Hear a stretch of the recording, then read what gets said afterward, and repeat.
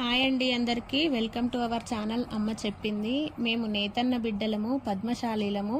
నిన్నటి వీడియో చెప్పాను కదా, మాలు ఉడకబెట్టేప్పుడు ఎలాంటి జాగ్రత్తలు తీసుకోవాలి అని. ఫస్ట్ మనం గిన్నెలో వాటర్ తీసుకున్న తర్వాత మాలు ఉడికేంత వరకు తీసుకోవాలి. అందులో సోడా, ఐడ్రెస్, సబ్బులు వేసుకోవాలి. ఈ సబ్బులు మనకి మాలు ఉడికించే సబ్బులు వేరే ఉంటాయి. వాటిని చిన్న చిన్న ముక్కలుగా కట్ చేసుకొని అందులో వేసుకోవాలి. అవన్నీ కరిగిన తర్వాత కలర్ కూడా వేసుకోవాలి. కొంచెం మరిగిన తర్వాత మనం తెచ్చుకున్న మాల్ని తాళ్లతో కట్టుకొని వాటిని ఒక కర్రకు ఎక్కించుకొని అందులో వేయాలి. ఎందుకంటే మనం మధ్య మధ్యలో వాటిని లేపాలి అంటే ఒక గ్రిప్ కావాలి, కాబట్టి అలా తాళ్లతో ఎక్కిస్తారు. ఇవి అడ్డు పోగులది. ఇక నిలువు పోగులను మాత్రం ట్యూబ్లు ఉంటాయి కదా, సైకిల్ ట్యూబ్స్, వాటికి ఎక్కించి అందులో పెడతారు. అలా 45 మినిట్స్, ఇది 45 మినిట్స్, అది 45 మినిట్స్ మరిగించుకోవాలి. అలా ఉడికిన తర్వాత చల్లారిన తర్వాత వాటర్లో